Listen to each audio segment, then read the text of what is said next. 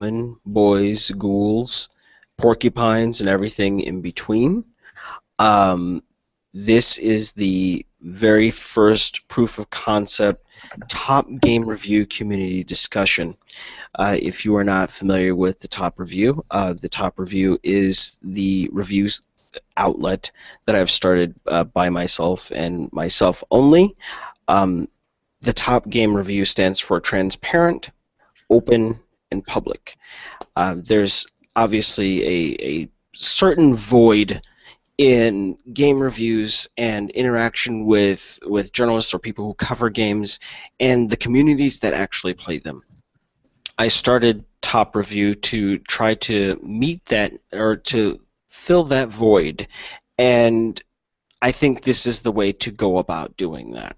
And so the first part of the transparency of Top Review was every game that I play and every game that I review, my community gets to sit down and they get to watch me play that game from start to finish.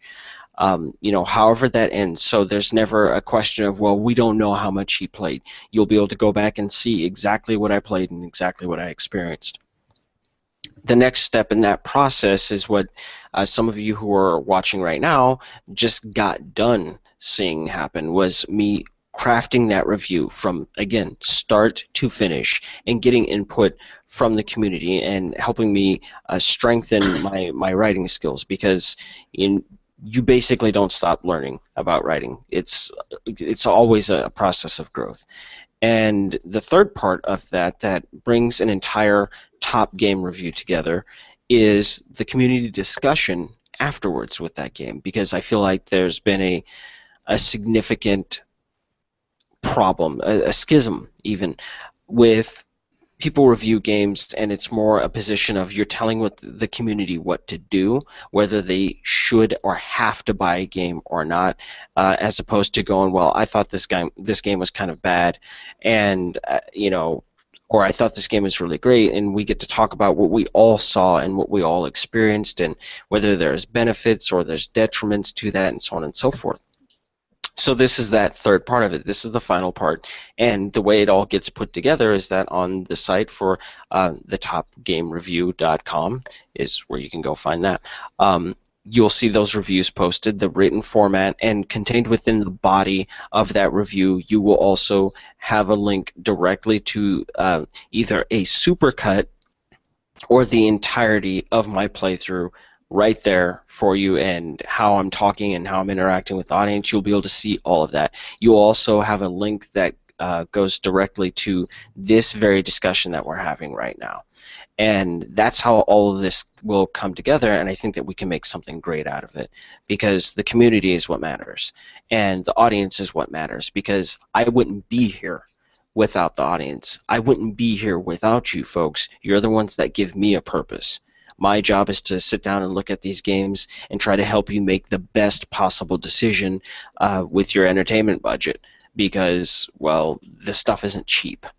And so coming in from the top review community for this very proof of concept is Ace Nelson. Go ahead and say hi, Ace. How's it going, everybody? Kapathic, go ahead and say hi. Howdy. And finally, William. Hey, yeah.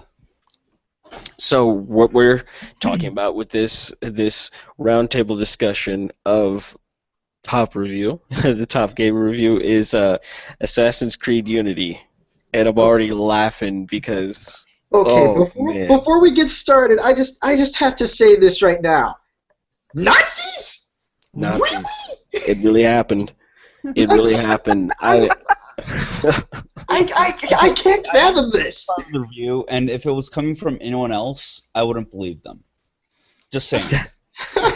it was in revolutionary France. Like, basically, here's what happened. Like, it's after another major sequence, and they pull some crazy crap on you. Like, you don't even know who the hell you are. You don't know who's living through these memory sequences. It's all very vague. Like, they didn't come up with a new character, more or less, it seems, to replace a Desmond. And so you're sitting down, and every time like you finish a major memory sequence, it's like the code is falling apart. I mean, basically they took this and they tried to go full fucking Matrix with it. And so like you're Oh, trying to escape, God. and like they take all the people off the streets, and they're like, you gotta go hit the data points, you gotta go jump in the rip and all that, and the world's collapsing on you like rebooting shit, right?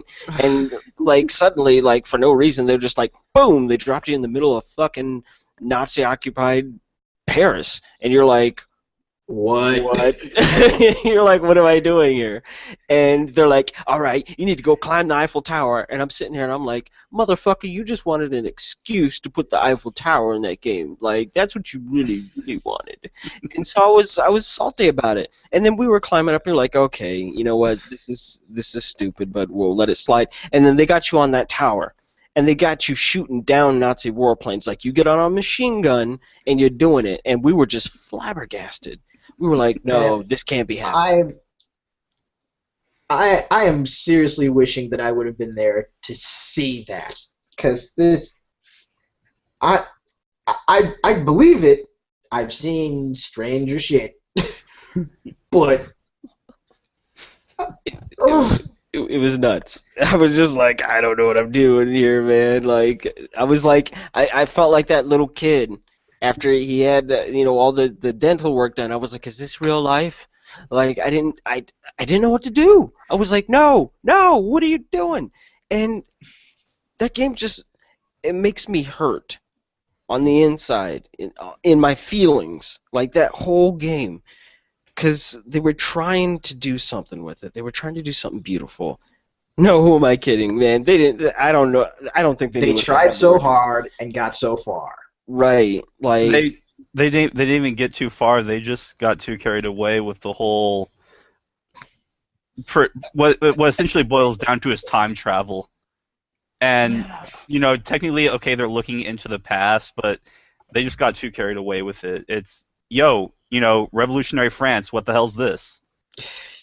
The more I think about it, you're really on point there. I hadn't even considered that, but yeah, there's a lot of time travel that happens just within Unity itself. Like the game opens with the Crusades, and then they turn around, and obviously, there's a whole meta level where most of Assassin's Creed takes place during the present day. So that's 2 time periods, and then you play the majority of the game during the French Revolution, and then they throw you into World War II, Nazi-occupied France. Do you like, think that's what the hell?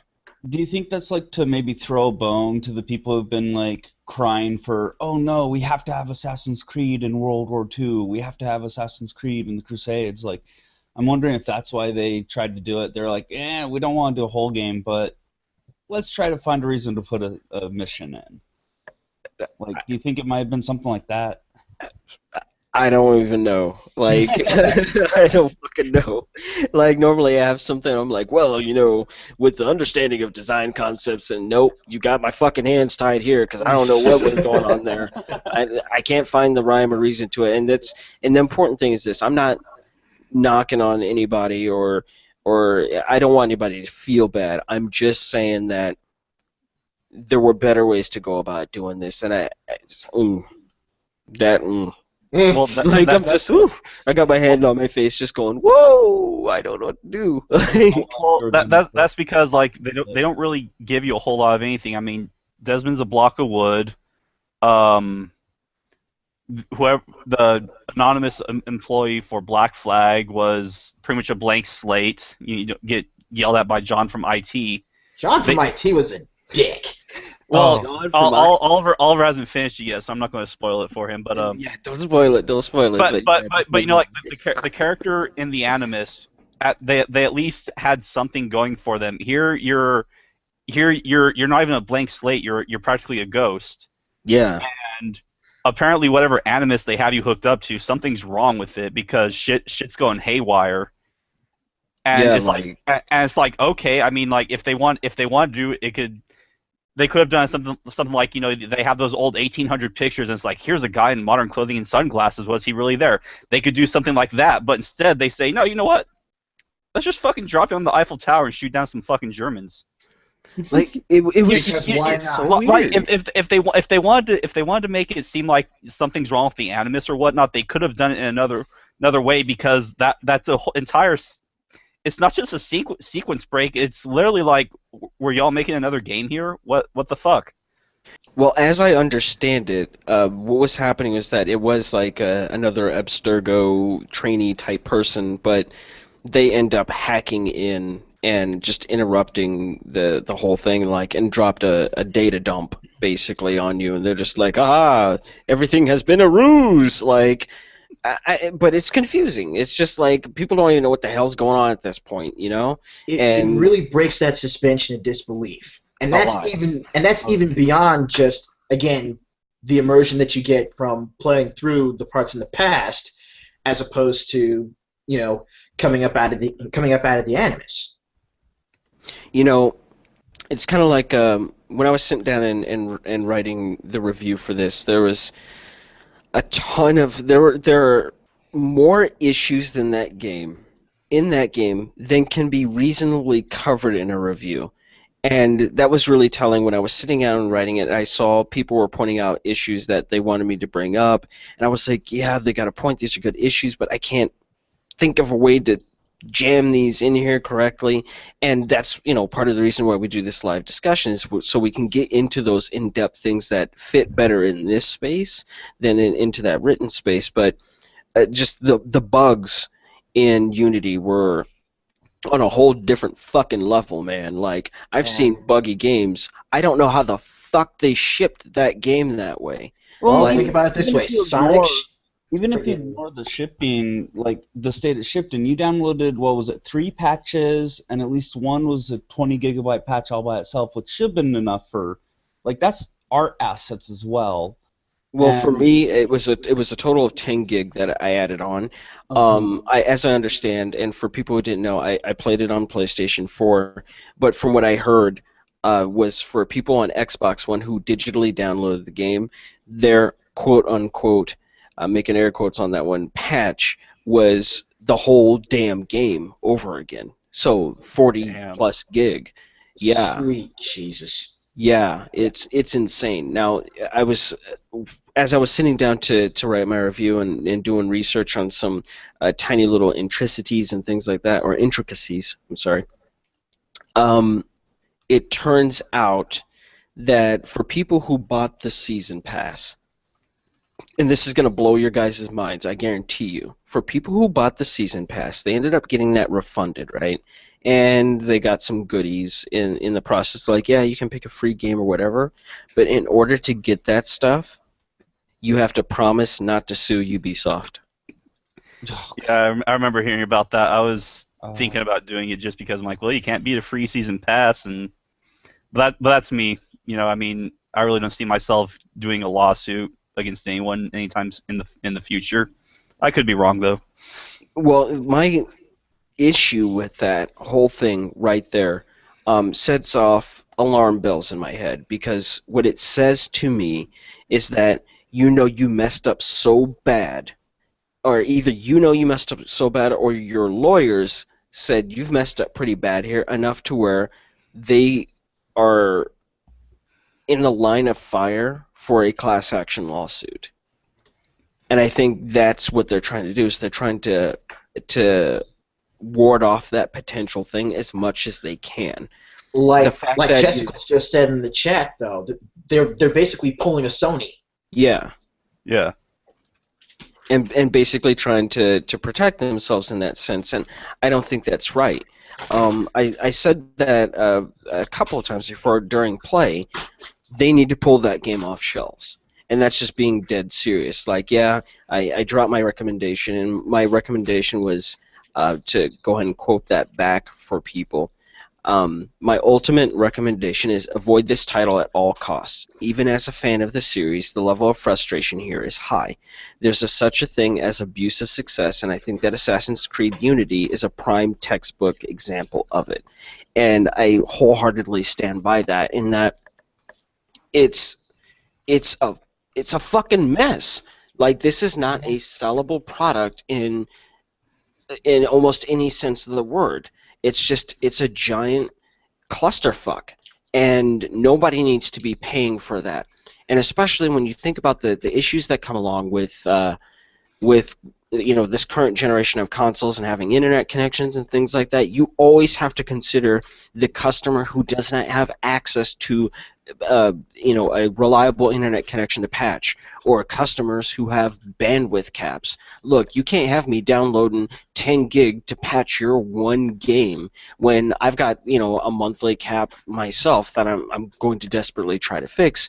But there are people with much lower caps than I do, and have other issues that it's just not that simple, And that's just talking about the bugs, and there's just the kind of greedy aspect that they started including in the game with all the DLC and stuff like that.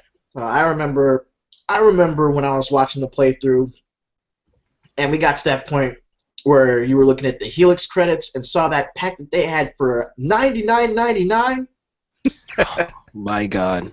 Oh, Yeah. hell no. How are you going to have DLC for the game that's more expensive than the game? How do you do that? Like, I'm just saying, you got to be a bold motherfucker to think you can get away with that. You'd be like, this game is so hot. The DLC is $200. Yeah. How much is the game? $2.99. Payday 2, if you buy all the DLC is more than the game itself, but the DLC is actually more content than the game at that point, because they kept including more maps and more guns and stuff like that. So it at least makes sense a little bit. I mean, even early in the game when you were looking at all the different customization options for Arno, the very first time that you brought up one of those items that was locked behind a paywall, not only did I type this in the chat, but I shouted it. Nope. That is the point where I would take the damn game back. And I did this, guys, for you. I suffered through this, so you don't have to. Well, you have my sympathy. Well, trust me, I know I'm gonna suffer through it, if only for the trophies, just to say I did it. Man, That's a little masochism there, bro. Hey, I've done some crazy shit for trophies. So I have a free copy I got, and I'm debating if I'm actually going to waste my time playing it. Get your money back! You got a free copy? Someone needs to pay you! Right, you're like, man, you're going to have to give me this game and give me an additional $15 for the hassle of having to just hold it in my hands. Because it was a fucking mess. It was just a mess, and as someone who really, really, really, really likes Assassin's Creed, to sit down and play that was just, I can't wait to uninstall that game from my hard drive. As in, I've got the Dead Kings DLC. I don't fucking care. I want that shit gone. Like, they're like, here, Hasselfield DLC. No, I don't fucking care. Like, I don't want it. Get it away. No. Like, if I could pick up, if Assassin's Creed Unity were a bigger object, I'm saying, like, not just a disc or whatever. I'm talking about a nice heavy object. I would throw it out my fucking window just to hear the glass shatter, because that would provide more value than the past 20 hours I spent playing it. Just to hear, I'm like, oh, that's a cool sound, and I would be happier. You know what I mean? Like, I cannot believe it. The last time I felt that strongly in the negative about a game that I had the misfortune of purchasing was Street Fighter Cross Tekken. I take that back. I take that back. It was 2 games, because I bought them pretty much around the same time. That was Street Fighter Cross Tekken and Soul Calibur 5. Ooh. Oh, Soul Calibur 5 was such a disappointment. Yeah, I had an hour-long rant to my roommate about that sucker. Yeah, the rage is real on that. I remember playing Soul Calibur 5, looking at that and seeing how, like, the little drawn artworks and whatnot, where you could still see the guidelines from production in the art in the game, and I was like, no fucking way, this isn't happening. Wait, this is seriously happening. This is real life. How did you ship that? $50 Bush League amateur hour bullshit. Right. So to bring it back to Assassin's Creed, Yeah. I think we should go Sorry. into some of the other specifics about what's actually wrong with it.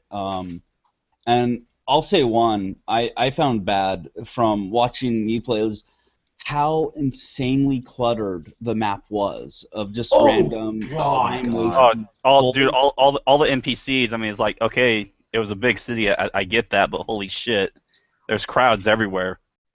Well, Reading the map was a nightmare. yeah, It was the crowded streets, with all the NPCs. That was not.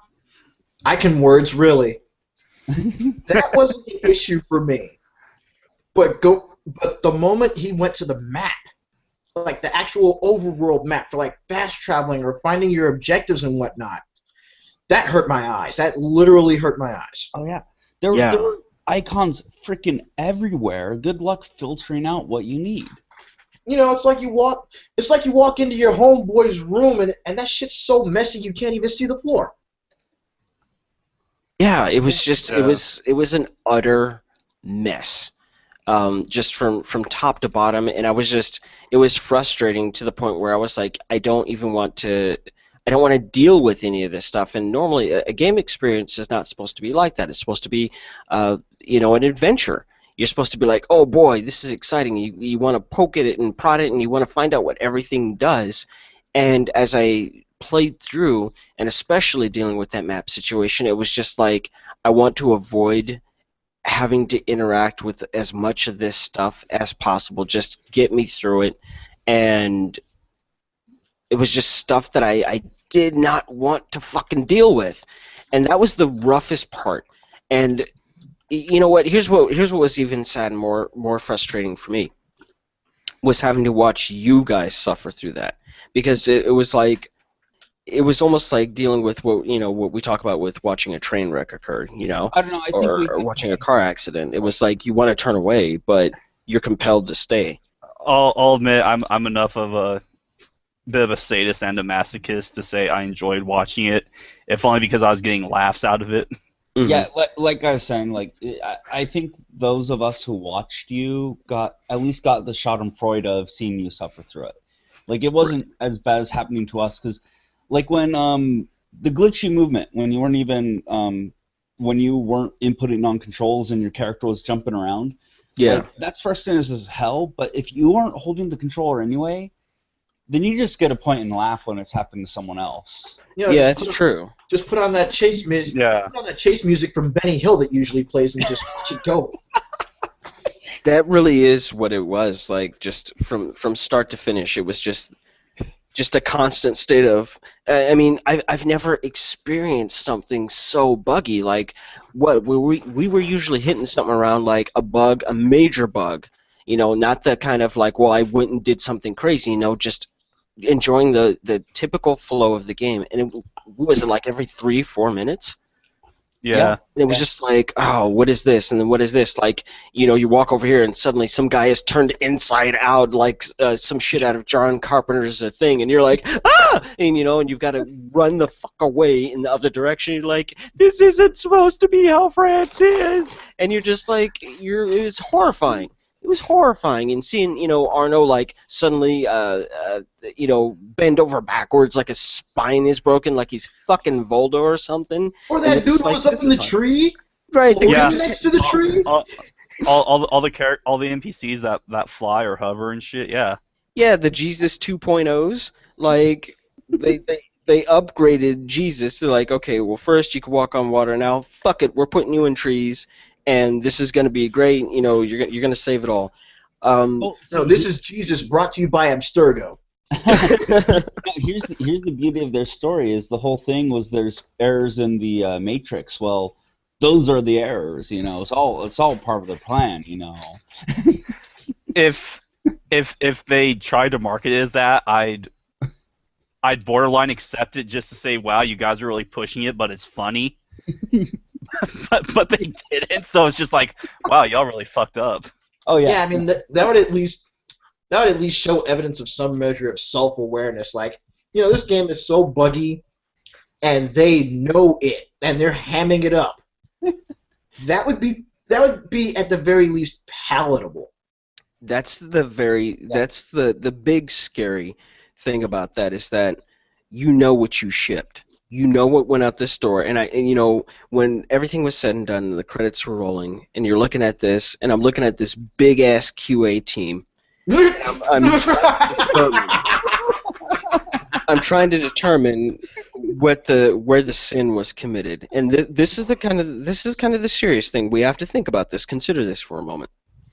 You've got this giant QA team, and now it's a question of, was the QA team doing their job and saying, hey, this is messed up, hey, this is messed up, or was the QA team slacking off? Because, yeah, the QA team can report, hey, all this stuff is messed up and we think these are major critical bugs, but if somebody says, hey, we don't think that's critical enough to fix, it doesn't get fixed. So I'm a software engineer, and I have to say, from what I've seen, you cannot produce what they did with Assassin's Creed Unity and not know about your bugs. You don't even need the QA team to know about half the shit that happened. So I would honestly say it's the upper management saying, no, we need to get this out now. We know it's crap, but it's going to sell and make money, so we need it out now. Trying to push that release window. Yes, exactly. Yeah. I would be willing to give the developers and the QA team, the testers, the benefit of the doubt. I'm willing to bet it's all the management. You know, it's really sad because, let's see, for North America, Assassin's Creed launched, I want to say, November 14th.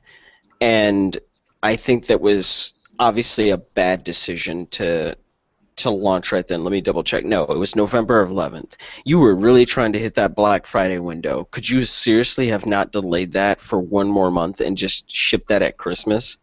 They should have delayed it for I'd say at least until next year, and that's just so they can say this is the first next gen, because they released Rogue on the exact same day, and Rogue was fine. I mean, it was a bit of a lesser Black Flag, but it was still a fine Assassin's Creed. They could have just said Rogue is the 2014 Assassin's Creed, and then next year or whatever they could have done Unity. Yeah. And had their big, this is the next gen one, and hopefully gotten all the problems fixed. Yeah, that really could have been what it was, and I'm inclined to agree with you. Like, it's just as I said, I see what you were trying to do, and there was some good stuff there because we talked about how fucking gorgeous that game was. Like when I first started playing it, we were like, God damn, this is pretty. Like, I just want to stand around because I can't do anything else, because if I turn the camera, half an inch, suddenly the frame rate drops from 30 to 2. And you're just like, well, if I look over in the horizon, this is nice, this is fine. Turn the camera, lag, and I'm like, I bought a console, and I've always been a dirty console peasant, specifically because of these things. I'm like, well, I know it's going to be stable because it's optimized to run on this particular hardware and all that, and now I'm not even getting that. And it's like, well, damn it, like, what's a man to do? Like, am I just going to have to stick to playing stuff on the 3DS? But even then, you can patch that stuff too. It's just, people got lazy. They got so fucking lazy.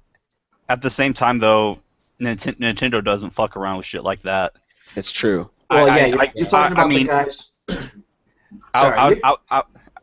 Sorry, you go first.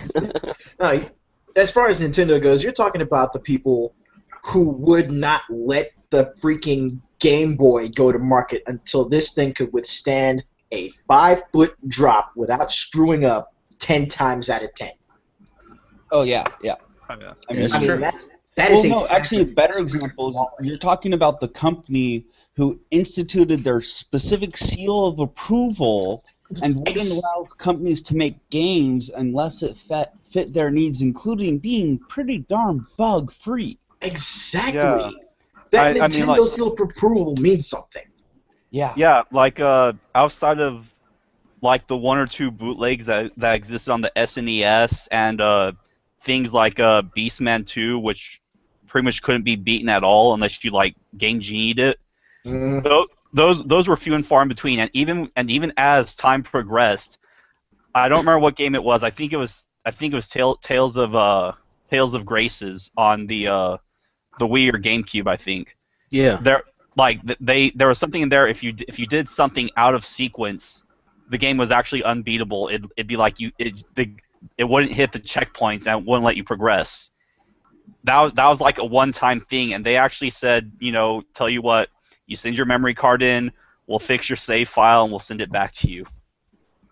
They actually they didn't let that shit sit. They actually said, hey, it'll cost some money to send it in, but we'll fix your shit and let you play, and get it done for you. And that's the kind of stuff that we've talked about in the past, or at least I've heard discussions about that. This is one of the reasons why knowing what the reviewer has played is so important and is so critical, I think, because reviewers will just sit down and put in 5-10 hours in some titles. They won't even finish the damn game and aren't disclosing that they didn't finish the game. And people are going out and purchasing these things, not realizing that there's these huge critical flaws that make the games unbeatable. And the reviewer didn't disclose it because they didn't know, because they didn't actually play through up to that point. I remember when New Vegas came out, Fallout New Vegas, and I ran into a situation like that. The game was not finishable for me until I actually had to use the console to trip off the rest of the quest markers. But because I did that, it killed every achievement in the game for me. Like, once you open up that console, you're fucked. You can't do anything else. And that entire experience of New Vegas was not that far removed from what we dealt with in Assassin's Creed Unity. And when I say not that far removed, I'm just talking about big, major bugs. Not nearly as frequent, but intensity. You know what I mean? So bring it back. Yeah, since we're bringing it back to Assassin's Creed, just to back up, I'm sure it's upper level, and people were begging you to include this in the review. Mm-hmm. The embargo. Mm-hmm. They embargoed reviews until after the game came out, and they knew the game was bad, and they purposely waited so that, or instituted that embargo so that the idiots who pre-order wouldn't have a single clue about how terrible the game was. And I think this is just yet more proof of we need to stop pre-ordering. Assassin's Creed Unity with the review embargoes, it's terrible, shoddy practices. That's anti-consumer. Right. And I won't tolerate that kind of stuff. It's like it's abusing the pre-order system, and you're being rewarded essentially before things have gotten done. And especially, as you said, when you already know how messed up your game is, first and foremost, nobody's going to put a fucking embargo on me after the street date of a product. No, you can have that shit up to the minute that product is available, but no, if any person can walk into the store and pick that up, fuck you, I'm writing whatever I'm going to write. No, that's not how that shit works. It's fucking silly, because if you're going to say, well, I'm going to give you a review copy of this, but you can't write a review, you can't say anything about this for, 12 hours or 24 hours or whatever after it's come out. No, how about fuck you, I'll eat the $60 and just go out to the store and buy my own copy and then go and say whatever the hell I was going to say anyway. It's taking it too damn far. It doesn't make any sense. It's just as you said, it's someone specifically trying to hide something. And the second you start trying to hide shit from my customers is the second that I start having problems with you. So yeah, between the embargo and how Ubisoft was, as we mentioned earlier, trying to pull a Sony with the whole, here, you can get free DLC so long as you promise not to sue us. Right. Between those two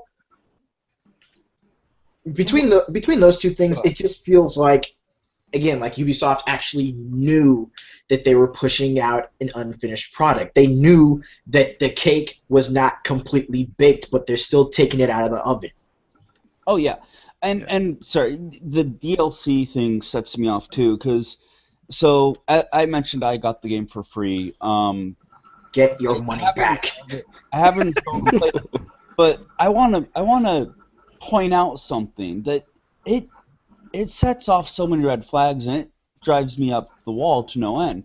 So I have it free for the PC, so it's in Uplay, and I go to like Blood Dragon or Far Cry 3 or Watch Dogs, and there's always the like spend achievement points to get like some graphical things in the game or a slightly graphically better weapon or whatever, just nothing big.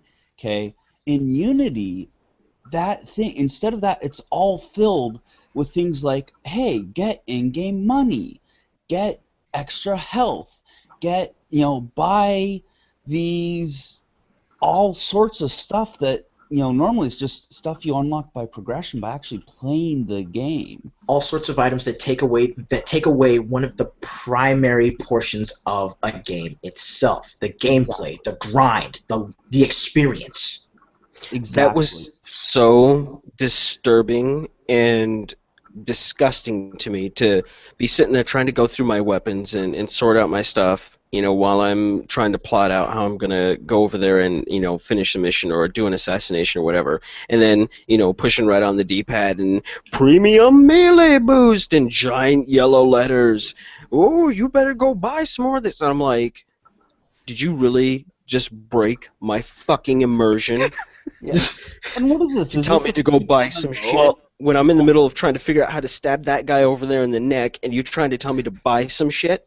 Like, are you fucking kidding me? Like, I'm just saying, this is the definition of intrusion. You're intruding in my immersion. You're intruding in the middle of the fucking experience to shill more crap at me. Like, this is no different than trying to watch motherfucking Leave It to Beaver, and they're like, drink Ovaltine. And I'm like, are you fucking shitting me? You better knock that shit off or I'm changing the channel. And that's exactly what they did here. It wasn't all like, you're at the top menu. Hey, there's a store, and there's some stuff that you can go get to also enhance your experience or any of that other stuff. That kind of stuff is fine. It's just like, oh, maybe I might go check that out after I'm done with the rest of it. But when you have filled, like, there's no fuck. Like, just thinking about it, the more I think about it, the more my brain hurts. It's like there's almost not a single screen in the game that doesn't lead to DLC.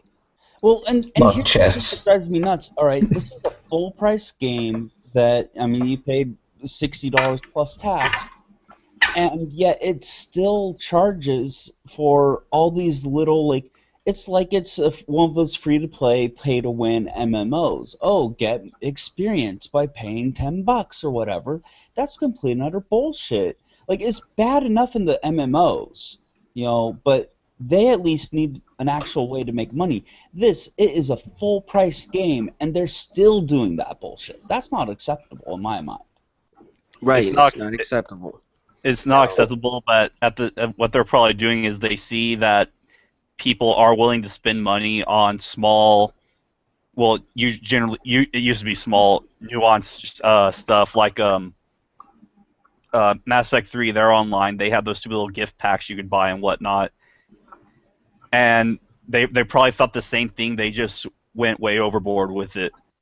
If You they know, wanted to pull the stunt that they pulled here, they could have gotten away with it if it was not $60. If it had been, they were like, you know what? Here's the new Assassin's Creed. It's free, but we're gonna put so much monetization shit in here that it's gonna make you bleed dollar bills from your eyes.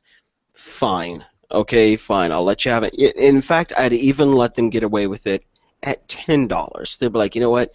You pay 10 for the core experience, and you know what? We've got a whole lot of extra stuff in here. I still would have been like, okay, fine, because I see what you're doing here and all that.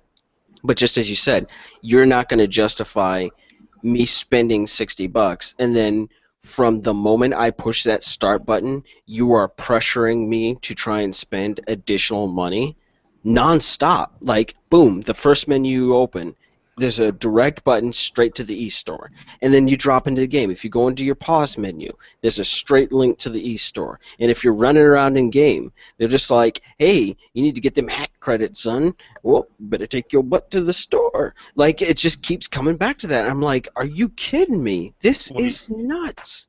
You know what that is, don't you? Does no one That remember the South Park episode for the freemium games? Like, I felt like Assassin's Creed Unity was kind of that episode brought to Assassin's Creed. There's the game, and then there's 50 million things inside the game that say, spend this little bit of money in here, or spend this little bit of money in there. It was basically 20 hours worth of give Ubisoft more money. Yeah. Yeah. It was a 20-hour long advertisement for hack credits and just broken stuff. Like I barely got to touch on this in the review, but it was enough, and it was notable to me because of talking about those microtransactions and the issues that clearly came from that. So do you guys understand how the companion app and Assassin's Creed Initiates works? I haven't looked into it. Oh, it'll Uh, infuriate you. didn't pay attention at all. So there's obviously the side, oh, go download this app and do a bunch of extra stuff. It's something to use while Sounded you're like playing. the old send assassins on missions, but this time it was on your mobile phone. Right, and you can use it on tablet or you can use it on your phone or whatever, but there's a ton of content gated behind that. Like when you saw me jumping in and out of the gear screens and the different weapons and all that, there's a ton of missions that you have to complete through that in order to even get to those weapons. Oh my god. So I'm looking at this and I'm going, you already have these weapons in game. You're keeping these behind unlock keys. So it's not like, oh, this is some new fly stuff that you're going to go and download after the fact. It's not that different from the sin of on-disc DLC. You already shipped it. You're just being greedy with it. Like it was already done. The mobile app costs Yeah. money. It's, as far as I know, it's free. But It probably is. Sorry, go on. here's what's even worse. So you guys saw the Assassin's Creed Initiates thing, which is their web-based thing. Yeah. That's broken. It doesn't even work. You can't access it. And there's a ton of weapons that are completely locked behind initiates and armor and gear, which means no one gets to that content. And you know what's can't probably use it. going to wind up happening? There's likely going to be a Game of the Year edition for Assassin's Creed Unity somewhere down the line where all the stuff that's locked behind initiates and the other companion apps Is already unlocked. Oh yeah. Mhm. Well, I don't know. I don't know exactly how it worked because I got the platinum then sent it back. But Watch Dogs they try to do the same thing there. There was some sort of app you can get on your smartphone, and it did something in game. I didn't know what it was, but for all I know, it was a lot like what they did here No, because so that was Ubisoft as well. Yeah. So my understanding was with Watch Dogs, the phone app was just so there was this multiplayer game that you had to, or that one player tried to coordinate the police to catch the player playing on the PC, and they had powers that they used their phone to use, and I think all you got were there were like 2 items that if you maxed out your level or something, you would get on that mode. But it wasn't as bad as Assassin's Creed. It wasn't like a billion items locked behind walls or anything. You could go and wouldn't miss the mobile app really. Okay. you Well, could play I in-game. stand corrected there. Yeah, you could still play just the game alone, and it wouldn't stop you or anything. And if there wasn't a player available, I think you could even you could play against the computer or something. I may be talking my ass there. I can't remember. All right. Well, it's I definitely just- one thing It's definitely one thing when we see that add-on companion apps and all this other stuff that can introduce brand new content to the game that's currently not there, and you can understand that to a certain point. But I'm looking at this and I'm looking at what they did with this game, especially with all these microtransactions, and I didn't think that it could get this bad. I truly did not think that I was going to end up at this point, and I'm just kind of notorious most of the time for my general, and that's the key word here, my very general dislike of DLC in practice. But to watch this and to see it happen right there, and there's no shame in it. Like there was not a lick of shame in going about and doing things this way, and it's not right. Like it's It's it goes brazen. against, yeah, it's brazen. It's so bold. It's like, wow, you think you're bad. Like it takes a daring company, daring person to think that they can just pull that and everything's a-okay and that people aren't gonna be mad about that. I mean, where have we come to as hobbyists in this industry where people are pulling this kind of stuff on the consumer level and we think it's okay? I mean, it's just the question of where does it end? Where's the line? Where is the line drawn? They were completely comfortable with cutting half of the content that's right there in the game. They were completely fine with cutting that. Well, I think it comes down to it's not going to be fixed until people stop pre-ordering, because the thing is, enough people pre-order that they're already comfortable on these big games. They're already comfortable as soon as it comes out. They've got their money. They can cut and run. As soon as the developers no longer in the position where, oh, we guaranteed money through pre-orders, then they'll put effort back in, or you'll get the developers that actually care about their consumers. But it's just going to keep getting worse until people stop pre-ordering. That's my opinion. No, that's somewhat accurate because for people who still go to stores and whatnot, like LameStop, pretty much they get their what's the word I'm looking for? They get their inventory based mostly on pre-orders. Oh yeah. Like they'll buy like maybe a handful of discs unless they know it's going to be really big, like a Call of Duty or something. Like for most games, they'll buy like maybe 5 or 10 on top of whatever they get for pre-orders. And so you're damned if you do, you're damned if you don't, because there's a lot of like small developers like Atlas and whatnot. They make a first print and they send it out, and there's a few 100,000 out there, and that's it. And like when they're all bought up, you're going to be SOL. When Kapathic is absolutely correct on this. I actually used to be in GameStop management, and that is exactly how they go about doing that. It's purely based on how many people pre-order a title. Again, just almost word for word what he just said. Unless it is big guaranteed movers, they'll intentionally just not order copies of that, and so it's one of the reasons why they're always pushing pre-orders down your throat, because back in the day, way back in the day, it used to be for every pre-order they would make sure that they had an additional copy to accompany that. So if one person orders it, then they're going to have a second one. So there's at least one additional copy in the store. So if 4 people pre-order it, that means they'll have 8 copies, so on and so forth. And it seems like that's gotten chopped down even more. Hell, when I went to go pick up a Guilty Gear Xrd, I had to hunt all over town for that. I didn't think that was going to be a thing, but apparently it did turn into a thing. Like, oh man, I had a nearly impossible time trying to find Smash Brothers for some stupid reason. I ended up having to order it online. that is Like, bizarre. yeah, exactly. Yeah. It's what we're looking at here is we're looking at a series of abuses that have occurred due to some systems. Like let's really examine that idea.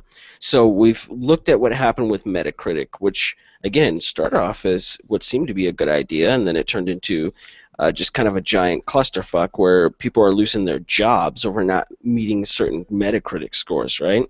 And then turn around the concept of the pre-order, just as we've been discussing. It makes sure that if you're looking for a particular niche title or something that not everyone is going to cover or carry 80 million copies of, you know that you're at least going to get what you want. And now that's turning around and being abused, where people are like, pre-order some shit that's digital. It's like, no, there's not going to be a shortage. Like, don't tell me to pre-order a digital game. Don't tell me to pre-order something on Steam. Like, what are you talking about? You know, it turned into a method of abuse. And the same thing with DLC. Like, DLC as a concept is a good idea because it's like, well, we've got, you know, much better web presence. We've got better internet infrastructure, rather.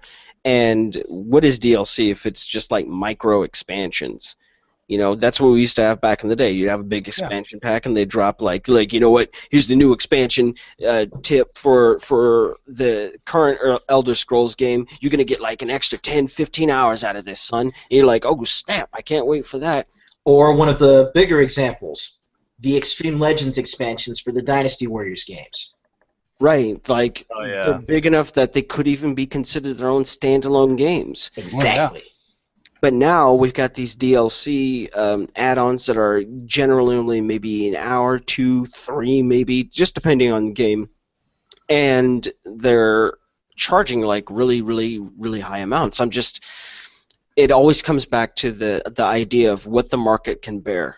And as you guys are saying, with pre-orders, and people have to stop doing that, they have to stop pre-ordering stuff. It's unfortunate, but it is true that so long as people keep doing it, it's going to keep happening. So long as there's profit to be had in it, people are going to keep doing it. It's, you know, we can even go back in time a little bit. I know we're dovetailing off of Assassin's Creed a little bit, but it's all related, and it does make a point. It's like with MMOs for the longest time, where they had that subscription model of generally around $14.99 a month. And they kept doing it because they were making money off of it, because it was profitable. And then someone figured out, wait a minute, I can actually make more money by not charging for the game. And people were like, that'll never work. And then people were making hand over fist. And now it's kind of the go-to model at this point in time. It's that if you do it right, it can actually be more profitable than charging someone every single month. So the market stopped bearing that, you know, ongoing subscription fee, and it's kind of the situation that we're in now. People will stop abusing the pre-order system when people stop pre-ordering games. Yeah. Especially big ones. Like, seriously, like, who the hell is gonna say, man, you better make sure you pre-order Grand Theft Auto? No, I don't need to pre-order Grand Theft Auto. There's going to be more copies of Grand Theft Auto than there are going to be people that live in my state plus the 3 surrounding ones. What are you talking about? Like, it's patently absurd. I think that worst case scenario, there may be government involvement as far as this goes, because if a company stretches people thin enough, they may actually get together and file a class action lawsuit. Yeah. Anti-trade issues. I wouldn't be surprised if people did this to Ubisoft over this game. Absolutely. Damn. I wholeheartedly agree that it's very possible, and that's I'm not sure if you were here for that when we talked about that, but one of the agreements that they did for refunding people back their season pass money for Unity, as well as like giving them some free games or whatever, they had to agree to not sue Ubisoft. I remember that. So you're setting yourself up. You know damn well people are angry about that. And that's why I said I think the best thing that they could do, rather than going through all that, they should have just pulled existing copy from shelves. And I do understand the logistics of that. I mean, don't get me wrong, before someone's like, oh, you don't understand the money. No, I definitely understand how much money that takes. But it's better to save face over that, because even if let's say a class action lawsuit were to happen, and you've got all these disgruntled, angry people, and you know how with a class action lawsuit, your individual, uh, pittance that you'll get from that is basically nothing. It's not about even the individual at that point. It's really about punishing that company Oh, and yeah. preventing them from doing that kind of stuff in the future. And it's definitely a huge PR hit. It's a very, very, very big slap on the wrist, and sometimes that kind of stuff is necessary. It's for the good of the consumer, and just as I say, my focus is on the consumer and being a consumer watchdog and watching out for my audience and going through those horrible experiences and go, wow, you guys need to make sure that you avoid the hell out of this. And this is one of the most egregious examples of pure consumer abuse that I've seen. Like, the game is broken and they want you to keep paying for it the entire time. Nothing about that sits right in my stomach. Not one bit. Yeah, I think that says it all. So, Meanwhile, in Bugland, I was about to say, considering that we've been vocally tearing this game a new asshole about as much as you did through text in the review for just going on an hour. but I was going to say, yeah, is there any thoughts that you guys wanted to share, or is still questions or concerns that were missed in that review, or things that you still think are worth bringing up that people should hear about? My only real concern, because of, aside from RPGs, the games I play, like when you literally lost control of your character, and you had the menus and all that, but when you physically lost control of your character, that Was a big red flag. I understand, like, you cannot recreate every problem all the time, but if that slipped by, that's a huge problem, because I play a lot of things like Devil May Cry and Vanquish and Ninja Gaiden, and if you lose control of your character, you're fucking dead. That's You will eat shit, Space Cowboy.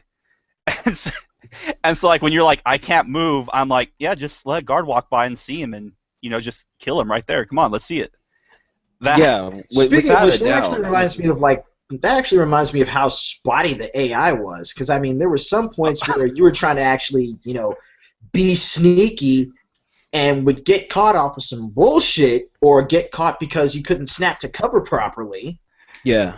And then other times you're standing right out in the open after you just like gibbed two guards big time, and and they just walk by like, oh, George just got murked over here, but ain't nothing happening. Yeah, that did happen quite a few times, where like two dudes would get their throats just slit, blood everywhere on the walls in the middle of a party, and the crowd wouldn't even be flipping. They'd be like, oh yeah, look at that. Well, what kind of painting is this, Marge? Well, I think it talks about the struggle of man and all this other stuff. I'm like, that dude just got gutted 6 ways from Sunday. Nobody would care. But then a guard, it was just really weird. Like we said, you cut two dudes' throats 2 feet away from his boy, and he wouldn't trip, he wouldn't lose it, nothing. But heaven forbid you accidentally knocked an apple off a fucking stand in the middle of a crowd of 2,000 people, and a guard would chase your ass for 8 fucking blocks down the way,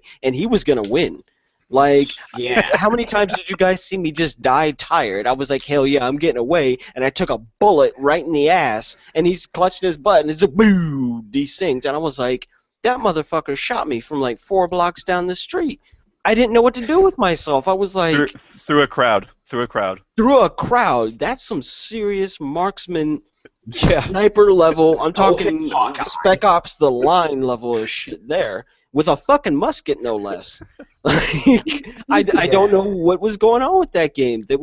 It's just like I said in my review. The only thing consistent about Unity was the fact that it was inconsistent as hell. Yeah, Where's My BioWare keeps mentioning it, and it's probably something to look into as far as just actually touching up the segment of the review where you go into how the combat is, just maybe with like 1 or 2 more examples. I don't know how else I can describe when I say this guy hits me like a cannonball in the chest, but he's holding a butter knife in his hand. Like, I But then, of guess course, there's I also guess it's accurate because I would get my ass smeared all over the pavement constantly. But it's there's one of also the those things that timestamps that you were planning on putting in too. Well, I think you have the problem of there's so many specific examples that right. There's more things wrong with this game than I have room to cover.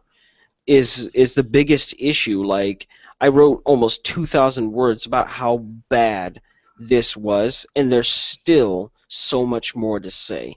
and we've been talking about an hour and And there's still so much more to say. There's still so much more to say. This is just the particular issue of how bad this game is. Like, when I post that proper review, like, I'm going to put this down as one of my.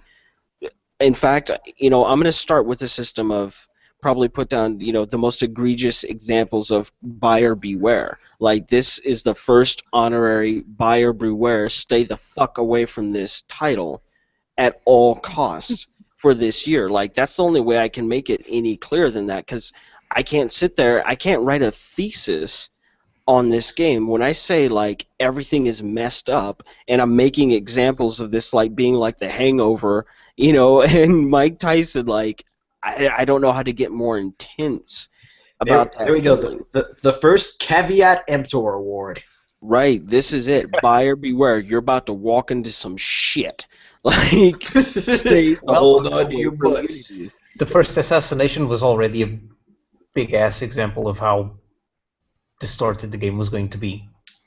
Right, like, this is That first war. assassination was extremely weird.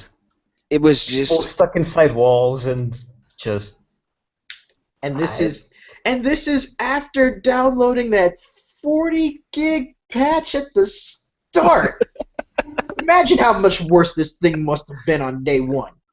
basically at this point, like, we're even developing a community meme from this, because ass-kicking bullets are now a thing. Like, if anybody is out there developing a game, I want my credit where it's due. If you put ass-seeking bullets in your game, I want mine. Like, that's all me there. But that's what it is. When somebody, it's like Wanted. You know that movie Wanted, where they're bending fucking bullets. Like, it didn't matter if a dude painted a target on your ass.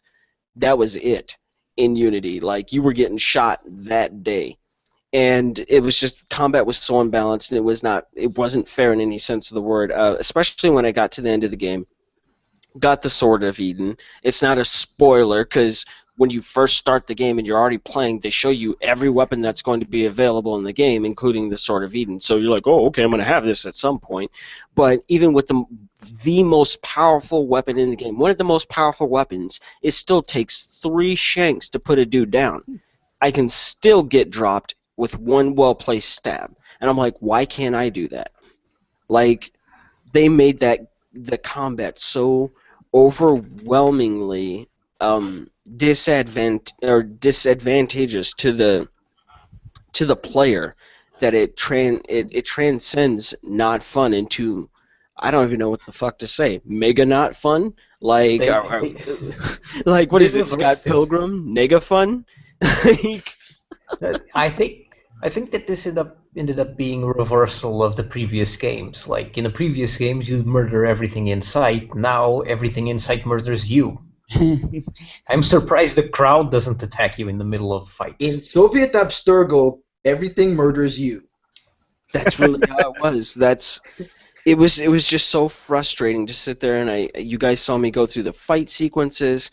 I think the best thing I could have done was, in the downtime in between that, because, people are like, hey, man, you need to get good, man, you playing like a scrub. I'm like, this isn't me happening here. And then, pop in Black Flag, and then go on my, 100-man massacre right there in starting gear to go, no, I'm actually really good at this. It's inconsistent. Like, I can probably elaborate a little bit more on the ideas of, poor response. Like you said, like, I lost control of character at times. There would be plenty of times where I know I was hitting the counters perfectly timed. Like, the controller stops responding And in there's many just so much instances. input delay. Yeah, it was incredible. Like, this is by far the very worst Assassin's Creed game in the proper full games to date. Like, I cannot place any more emphasis on that. And God, just like you guys were talking about with the spotty AI, like a guy either sees you 8 blocks down the road or he can't see you 2 feet from him. Right there towards the end of the game, where I was just dropping dudes left and right and hiding behind those wine barrels. Like, even though there's like 8 guys that can see me, and I'm just holding You're, onto the side of this thing like Arnold in Predator, like gripping this thing, looking like I don't even know. And they're like, "Man, I didn't see shit. Let's go back to patrol, Fred." And I'm like, "This happened. This really fucking happened." It was the revenge of Fred and the other Fred in Revolutionary France. I think those dudes from Nassau that you slaughtered like rose up as ghosts and followed you to France, man. It was insane from top to bottom. Like, you sit down and you're like, okay, I understand the rules. I understand how combat works. I understand, managing the fight, not getting too aggressive, and just trying to keep the flow of things going. This guy's gonna come at me, counter him smoothly. Just deflect him temporarily so you can deal with the guy over here. No, that doesn't happen here. Like, the enemies are smart enough to double team you. They'll come at you multiple guys at once, and there's nothing you can do about it. Like, there's no mechanics to account for that. Kind of like to use other games or even Assassin's Creed in comparison, the Arkham titles aren't that far removed from the Assassin's Creed combat flow, or at least in the classic sense, and Assassin's Creed 2, so on and so forth, where you could do multiple counters at once and stack them together, and it would turn into a big multi-counter. There's nothing you can do. You can counter one guy, and another guy is going to stab you in your back and kill you in one strike. And I see the point of them not wanting people to go on massacres like I was doing in Black Flag, but what they did to try to solve that is not the way you go about doing that. Like, Oh, man. you give incentive to not do it, I'm not sorry, I just have to decentivize mention- you. Go I was ahead. gonna say I had the exact same problem in a different game, not Assassin's Creed. I don't want to get too far off point, but in the Castlevania Lords of Shadow, like, they have that little bar you build up for when you do good and you don't get hit by enemies, and then like every time you hit an enemy, it pulls orbs out and they help you and whatnot. God, don't But- remind me. But like it's pretty much a just defend. You defend right at the right time, and your bar fills up really fast, and it's great. Well, what they don't do is there's like, I'm going into more combat-oriented games where there's like no invincibility frames or anything like that. So it's like you can go ahead and just defend one attack, but his homeboy's on your back and he's gonna fucking hit you right out of it. Right. It works, but there's no incentive to do it. Right, and Yeah. that's the thing. They, instead of decentivizing by making the gameplay not fun, they needed to give you an incentive to try to stay out of combat. Like that. I mean, heck, Yeah. that's the issue that you guys are seeing. Anytime when I'm just doing a lazy, just messing around stream with Black Flag, is that there's no reason for me to not go on a murdering spree when I'm, just running around. If I see a red, he's dead. Like, that's just what happens because I know I can take him. And you're not giving me a reason to not do it. God, I'm trying to think of another game example where the similar situation occurs, where you just going ape is not in your best interest. Oh, like Like the noir sections in Spider-Man Shattered Dimensions. yeah. Well, that works. Yeah, I mean, there's lots of stealth games that, like, oh shit, you just went loud and they hit the alarm and there's a never-ending flood of enemies now. I don't And- want to bring him up, but there is a certain big YouTuber. Now, I didn't watch this personally. This is a second-hand account, so I may be wrong. But allegedly, he played Alien Isolation, and I guess he died a lot, but he YOLO'd his way through. He did not try to stay down and out of sight. He just ran. Yeah, that's Like, one. like, It's one way to do it. like I said, that's hearsay. And yeah, you're not killing everyone, but the whole point of that game is just, out of sight, out of mind. It's Well, kind of like Demon Souls or Dark Souls, where you really, really, really should not run at full tilt when you're first sitting down to play the game, or you're just not as experienced. It's really, really not in your best interest to sit down and just be like, you know what, I'm not going to use a shield, and I'm just going to run full tilt, and I'm going to, Hulkamaniac your way through it, and you're going to get killed an awful lot doing that. And when you realize there's a really, really big incentive for me to keep my shield up, take time, listen to the environment and all that, or to even make a comparison to Metal Gear, to keep it in the same stealth realm. You have great weaponry in classic Metal Gear games. You had things like the FAMAS, you had the SOCOM. You can drop a dude, but when 8 or 9 guys are coming at you, you can win those firefights, but they're really, really, really difficult, and it's just a situation you don't want to be in. It's in your best interest to just choke a dude out and get where you're trying to go. But Assassin's Creed doesn't put you in a situation where you can avoid almost any fight so long as you're patient and you take the time to do it. No, they'll put you in the middle of plenty of fights. They're like, yep, here's 4 or 5 dudes, deal with it. And you're like, you haven't given me the tools to be successful at That's this. actually two things that I have to. So I'm a fan of the Assassin's Creed games in general, but one thing that always annoyed me is during the major assassination missions was that, like, okay, so I there was frequently times where I would get like this perfect approach, sneak up onto a guy, and right as I leap in to assassinate him, it would trigger some event that's like, oh no, now you have to do the typical like sword fighty.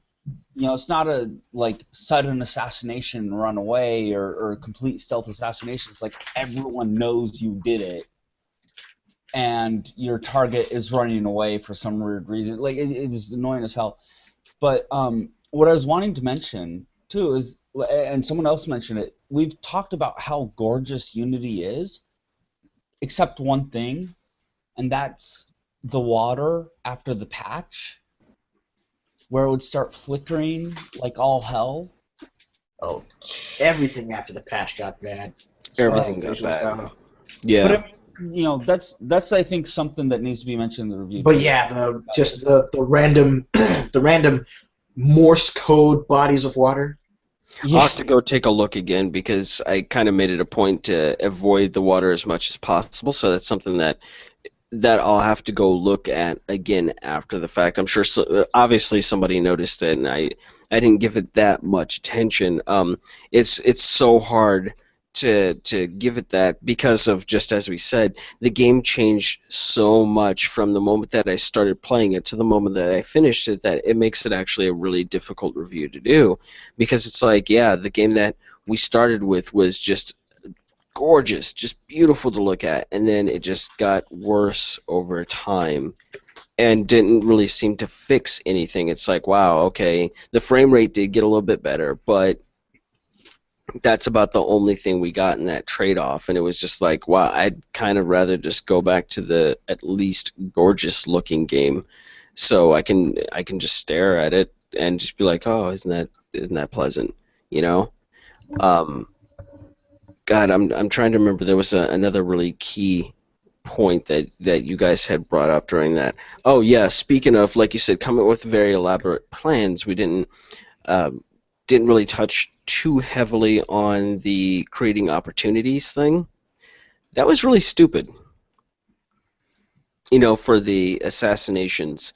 Like, I see what they were trying to do is a good idea. It's like, yeah, you set these things up, and you'll create a situation where it's a lot easier to get the kill that you were going for or whatever. But most of the time, it just created more frustration than anything else. Because it's you spend 5-10 minutes trying to create all these opportunities when really you almost always end up with 12 guards breathing down your neck no matter what, so you might as well just get in there and get it over with. And I think really the highlight of why that was again poor execution of good ideas, and maybe that's the whole theme of Assassin's Creed Unity. All these good ideas and a terrible attempt at making it work. It was right there towards the end of the game where they were showing yet another hanging happen, and they give me the big old crowd, and Arno's back, and he's like, "Yeah, I'm gonna go in here, I'm gonna drop this dude." And they're like, do all this. There's like 8 different opportunities, and there's like 472 guards. And I just walked through the crowd, dropped a smoke bomb, and dumped on the dude. Like, I was like, I don't care. I just walked right up there, shot him in the face, and then broke out. Like, nobody knew what the fuck happened. And I was like, why did you give me all this huge setup when all I needed to do? Like, come on. You cannot sit there and tell me that someone didn't think. Someone didn't think that someone wasn't going to try and do what I did. And that reminds me. That reminds me. When you were mentioning that hanging, the flashback sequence before, which also dovetails into one of the other things that I was thinking about as far as a good idea, as you said, a good idea with really bad execution. The cooldown time on the Eagle Vision. And there was no way to shorten it, or no way to extend the duration of the Eagle Vision. Wait, I completely missed that. There's a cooldown on it now? Yeah, there was a cooldown on Eagle Vision. Oh, come on. It only lasts for like 5 or 6 seconds, and then takes about that amount of time to cool off. I was just left with. I thought you were just trying to like be fancy with it. Holy shit!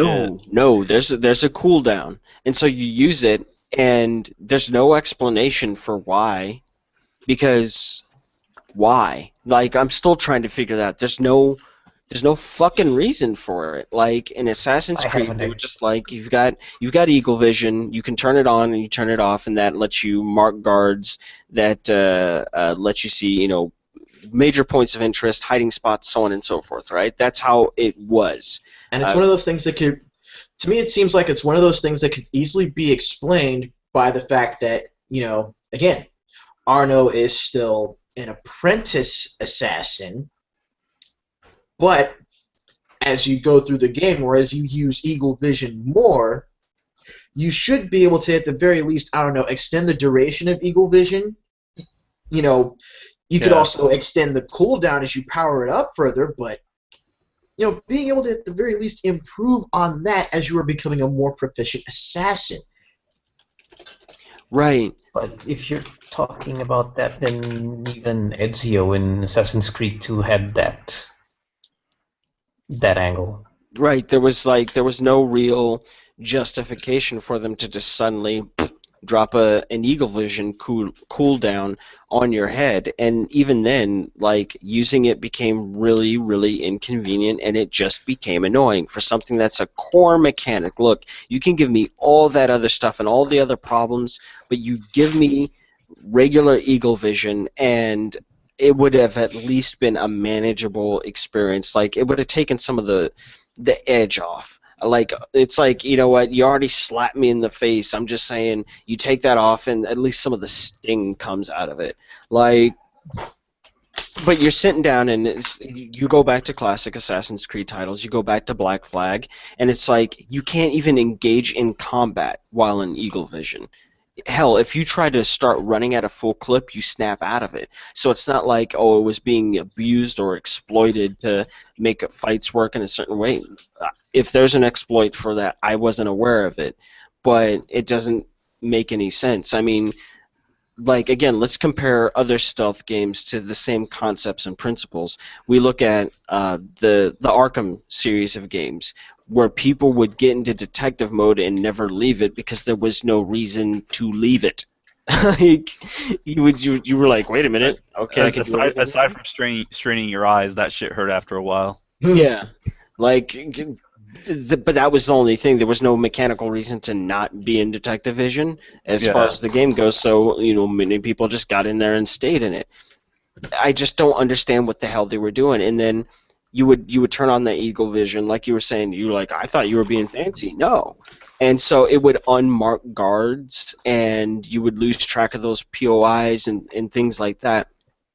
when we can't interface with the game in the same manner in which the characters are, there's a reason that we get to have things such as a heads-up display. There's a reason we get to know ammo counters, because we personally cannot innately know everything that our character has on them.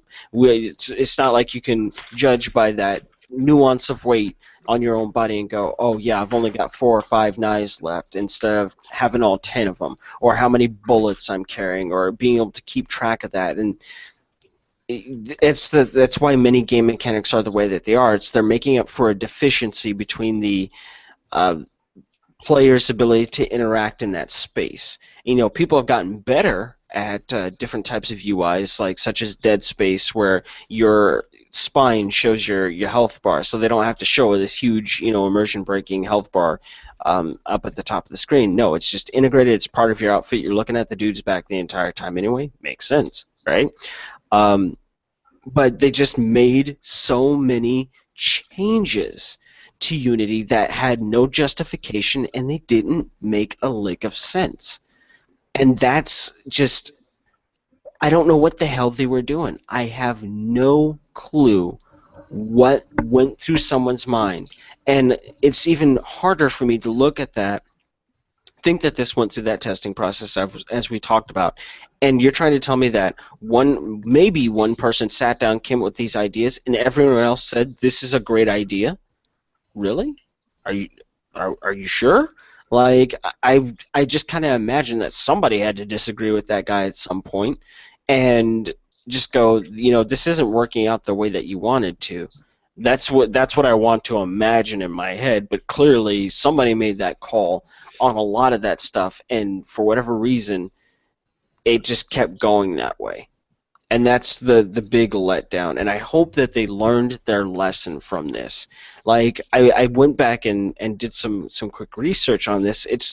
Unity's turnaround isn't as fast as people think. It wasn't like they were just developing this for a year or two. They started working on this after Assassin's Creed Brotherhood. So there was a full 4-year dev cycle on this. Yeah. So what happened in those past 4 years?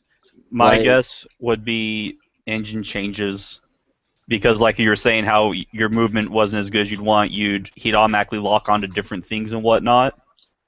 Yeah. And I mean, I don't know the ins and outs of it, but obviously creating an entire engine or making like major changes to it and whatnot can take a long time.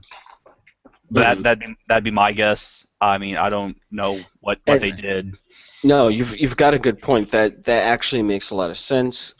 Same thing did occur with Assassin's Creed 3, and before we get to a point where we kind of wrap this up and we start building hype for the next game that we're going to cover on Top Review, talking about that engine. The engine that's been used for the Assassin's Creed games is called the Anvil engine, and prior to that, it was just known as Scimitar. But they've been using the same engine since Assassin's Creed. Of interesting note, they also use that for Prince of Persia and Shaun White snowboarding. But what's ended up happening is they continue to build on it, kind of like a Game Bureau or Unreal Engine. It's just that it's being built with more and more support. And Assassin's Creed 3 was the first time that they created Anvil Next, right? So we had Assassin's Creed 2, we had Brotherhood and Revelations were all under just the regular Anvil. And turn around, and at the point of Assassin's Creed 3, if you remember from all the articles and things that came out, they talked about that they had to make huge changes to that engine to accommodate being able to move around in trees and having the weather systems in place and all that. And so what we're looking at with Unity is the next iteration of that engine with all the new improvements and things that they had to make. And so that's why I'm kind of hopeful for the next Assassin's Creed game, because chances are, well, they're going to carry over the stuff that worked and they're going to toss the stuff that didn't work, or if they learn their lesson anyway. And Assassin's Creed 3 was a mess, but it wasn't this level of mess. It really wasn't. So to sum it up, the new name for this game could be Assassin's Creed Red Flag. or Assassin's Creed Hot Mess. Oh God. Hot Mess Miami. There you go. But I think that they'll have learned, and if history has anything to say from it, the next game will be on point. But you've already damaged your brand and you've damaged your customer base so much with this whole game that is nothing short of a giant scandal. Everything about this game, from as people said, from the review embargoes going, past its release date, to hearing about the controversy about multiplayer and playable female assassins, to launching with all this goddamn DLC, to 10 gig patches. Like, let's be real here.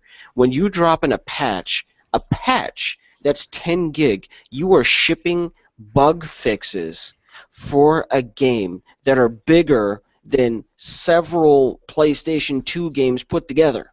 And some PlayStation 3 games. And some Yeah. PlayStation 3 games. Like, here's your mind fuck for the day. Their total, that 10 gig patch is bigger than Metal Gear Solid Ground Zeroes. You Well, to be think fair- about that. To Yeah. be fair, Grand Zeroes doesn't have much going for it. But nevertheless, it's Yeah. like the install for Ground Zeroes is 4 gig, right? That's it. And when you install a PS4 game or whatever, you're installing the entire thing from disk. So it's not like, oh, well, you're doing a little cache or anything like that. No, it's the whole damn thing. So how is it that I've got all that content in this entire 4 gig, right? Even though there's not a whole lot, like, that's the joke, but nevertheless, there's a whole game there, and you've got 10 damn gig of bug fixes that mostly didn't even stick? Seriously? Like, I wouldn't be surprised if someone has lost their job over this, or someone will lose their job over this. Like, somebody's head's gonna roll because money's being lost constantly over this title. And what are we at? That game is, what, 2, maybe 3 months old? No, yeah, it's just barely. 2 or 3. No, let me think. Yeah, it's 2 2 months. months old. Yeah, it's 2 months old out on the street, and the game is still fucked up. Well, Think- hey, it could be worse. It could be like frickin' Dragon Age Inquisition getting Game of the Year only 2 weeks after release, or 2 days after release or something? Right. Yeah, something like this could have happened with Assassin's Creed Unity, and then how many people do you think would have been pissed off then if the game was still in this kind of shoddy state? The salt would have been real. Yeah. It could still be worse. It could still be worse. It could be Superman 64. It could be Sonic Boom. It- Shots It fired. could be E.T. but Played that Good game. night, everybody. But this is the truly most important part, is that customers don't deserve to get treated this way. Whoever thought that it was okay to ship this game, there needs to be some kind of consequence for that. Now, I'm not necessarily saying that somebody needs to lose their job, but I'm saying that when this is their flagship title, this is their Call of Duty. There's a new damn Assassin's Creed game comes out every fucking year, right? And this isn't acceptable. You can't sit there and try to call yourself an industry leader and then be shipping stuff like this. You can't sit there and be like, yeah, man, I'm the biggest, I'm the baddest, and all that. Look, you've got indies who have everything to lose, who are putting out product that is blowing your shit right out of the water, because it's just that. They have everything to lose, which means they're going to sit there and take that time and dedicate however long it takes to make sure that that thing works consistently the same way every single time. Because They live or die based on, oh, now I have to go back and provide refunds to people because shit don't work, or I need to go back and dedicate another 3-4 weeks of development time into something that should have gotten done right the first time, and now I'm actively losing money because I have to go back and correct a mistake. When Ubisoft is very, very much so losing real money behind this incident, I hope that somebody learned their lesson. When you're pulling your season pass, when you're pulling your DLC down, they are specifically going, we're giving away what we just spent a whole bunch of our time developing, and they were banking on generating revenue from that. Now it's turned into they're in the red. They're losing money on that. That's got to count for something somewhere. It's just people have to take a stand, just as you guys have talked about with pre-orders, and people need to stop pre-ordering. People need to complain when people talk about, man, you should take that back. Look, if somebody went out and picked up Unity like today or the other day or whatever, no, you take that shit back. You take it back and don't let them have your money, because if you buy it, you're encouraging it. You're encouraging the behavior. It's saying, yeah, this is fine. You can continue to ship me a broken game. All you need to think about is this game playable without an internet connection? And not even because you need to be online to play. You need to be thinking about that, because what if I can't patch this game? What if I get this and boom, my internet goes out, and I'm like, well, damn, I guess I'll just play some offline console game or offline PC game for however long. And that game's not even functional because you can't download a 10 gigabyte goddamn patch. This isn't the first time Ubisoft has pulled this kind of stuff. You remember when Assassin's Creed first came out on PC? No. Really? I play it on PS3 though, so don't take a whole lot of stock in that. Well, basically, it was the same kind of issues. Just they were trying to pull stuff, with their DRM and all that. The backlash was real. Like, people lost it over that because it was the same thing. People were like, why the fuck do I need an internet connection to play something that's offline, that doesn't have any kind of multiplayer component? And same stuff. Public pressure got to them. And they were like, okay, like the bad press made an impact. And it's going to have to happen again until Ubisoft somehow manages to learn, okay, maybe we should stop doing that. Well, at the same time, though, companies have to be realistic about what they do, because I'm going to jump into Bethesda and Elder Scrolls territory here. They create a game. The game may be great, but it is a broken pile, buggy piece of shit, in my humble opinion. And don't get me wrong, the people who fix it and patch it themselves, you do a great job. I will not take that from you. That's true. But Bethesda cannot QA shit, and they just push it out, and what happens? People eat it up. Oh, this is the Skyrim's the best game ever, game of the year, blah blah blah. I'm looking at it and I'm like, this game crashes after like 2 hours of play because certain files get too big and unstable. Are you fucking kidding me? Memory leaks and all that. I do realize this is off topic from Assassin's Creed Unity, but it's all tied. No, there is a bigger meta discussion that's happening, and this is why this discussion is important. Period. Because what we're talking about is quality assurance issues. We're talking about bugs. We're talking about unplayable products, right? So that's not off topic. I look at the Bethesda situation differently.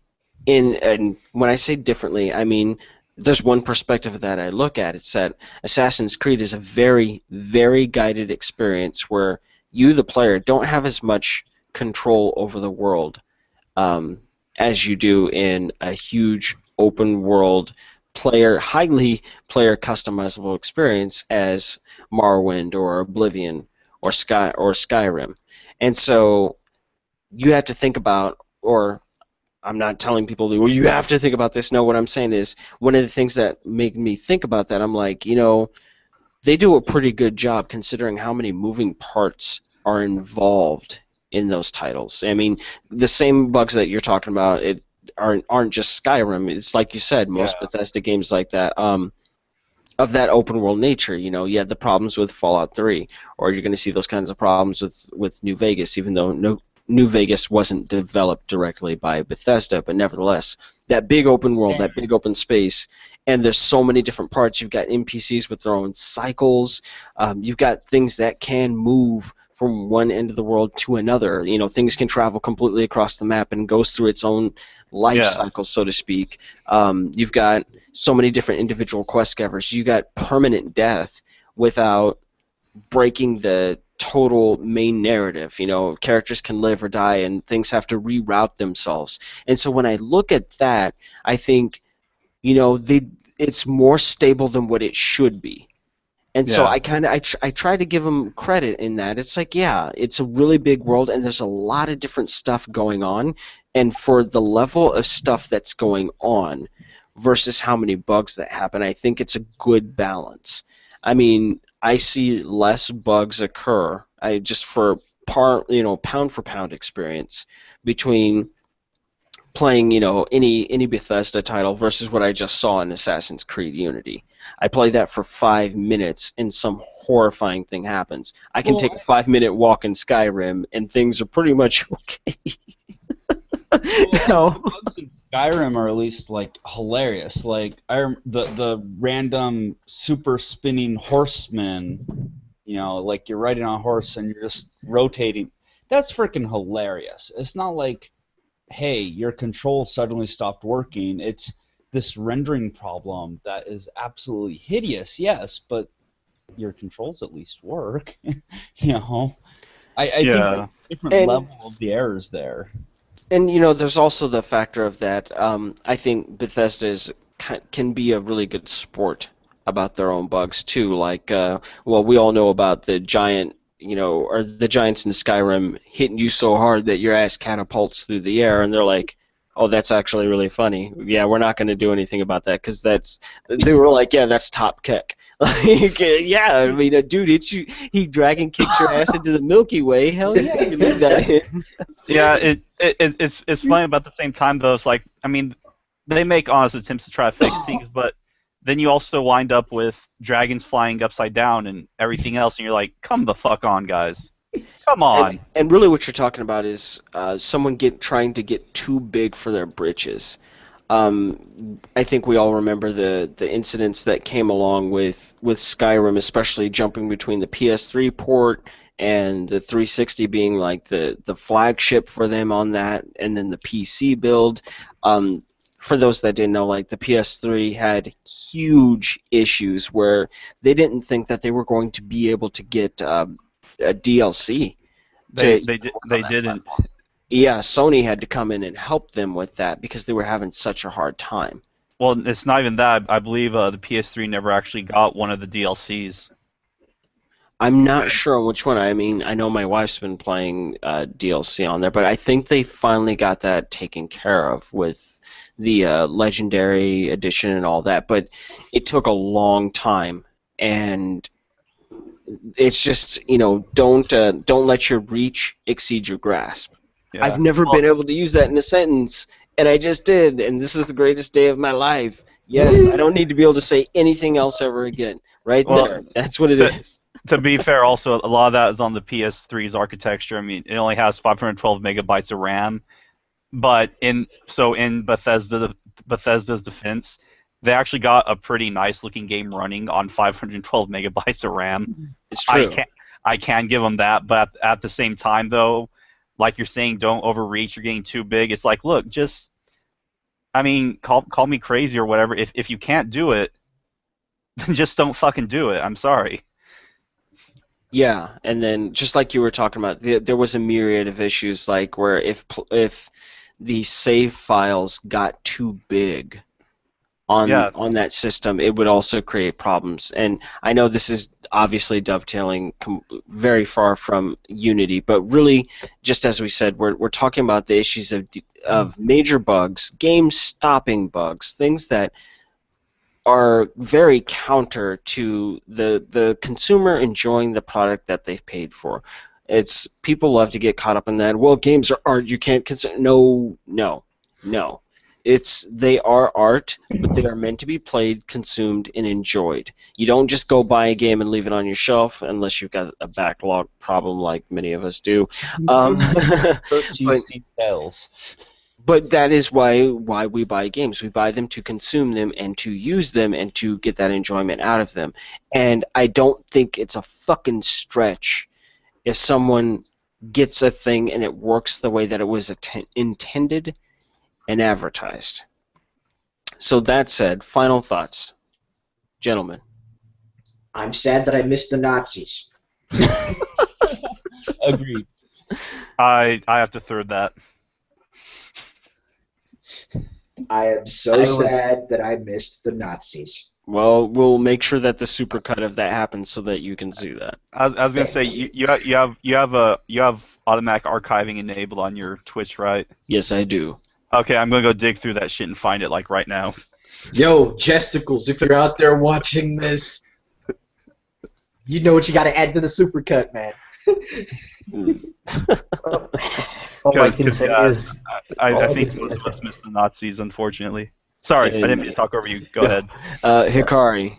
just say, I think that if someone offers you Assassin's Creed Unity, you can be pretty sure that they're not trying to curry favor. Right, yeah, if somebody gives that to you, they must hate you. Get your money back. I got you Assassin's Creed Unity. Why do you hate me? What did I do to deserve this? Right, it's like, are we getting divorced? I don't know. Like, fucking message. William. Oh, God. Oh. William, do you have anything to add? I think you really hit the nail on the head just with the title of your review. It looks pretty. It's fucking broken. And then the patches broke the looks too. So It's bad news all around. So I'd like to thank just the members of the Top Review community for coming on and just participating in this roundtable discussion. And even though this went a hell of a lot longer than what we intended, I still think that it was actually beneficial because we were able to talk on many different issues when it comes to game development. And games, just as we said, really sums it up. Where their grasp is exceeding their reach, and they're trying so hard that it ends up hurting everyone in the process. The issues that came along with playing Assassin's Creed Unity didn't just hurt me as a player.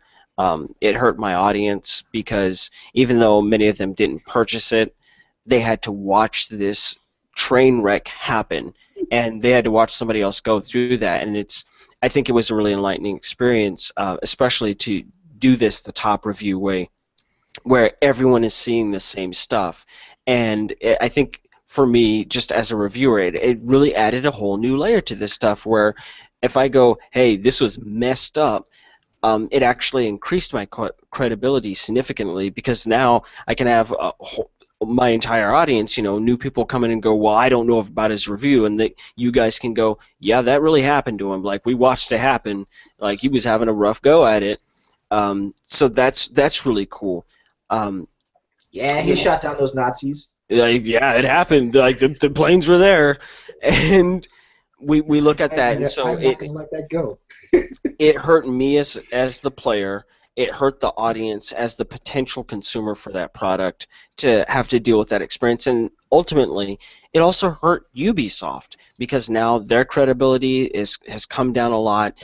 They're losing money behind this whole thing, and no one gained. No one gained from this. Yeah, obviously they made money from sales, but it didn't reach the potential that it could have. And I hope that they learn from this, and I hope that they'll start making improvements and making them fast, not just on Unity, but on the next game, and again, toss out what's not actually working, rather than just go, well, we're going to make this arbitrary change because we should make a change. No, that doesn't work. Like, if it ain't broke, don't fix it. And there was a lot of stuff that they suddenly fixed in Unity that was never broken in the first place, and we all paid for it. Everybody paid for it. So I'd like to just again thank everyone for tuning in. Get all aboard the hype train, because we're gonna, as soon as all this gets put together, we're gonna move on to our first official top reviewed game, which is going to be Citizens of Earth. That's published by Atlas. I'm also going to be giving away 2 copies of that game, one for the PC on Steam, and I will be giving away a Vita copy of that game as well. So not only will you get to see me play it and enjoy it, a very Earthbound inspired throwback RPG, but you'll get to play it too. So I'd like to thank Ace, JC, Kapathic, and William for joining me on this roundtable. And as soon as this community roundtable discussion is available, it will be up and attached to this review. If you don't know where to find that, you can continue to find me right here on YouTube at this channel, because I don't have a custom URL yet, but you can also find this roundtable discussion and the review for Assassin's Creed Unity and all the other games that we'll be playing and streaming at thetopgamereview.com. So with that, I'd like to say good night. Thanks for dropping in, folks. We'll see you later. It's good Good times. night, Thank you. folks. Good Have a night. good night.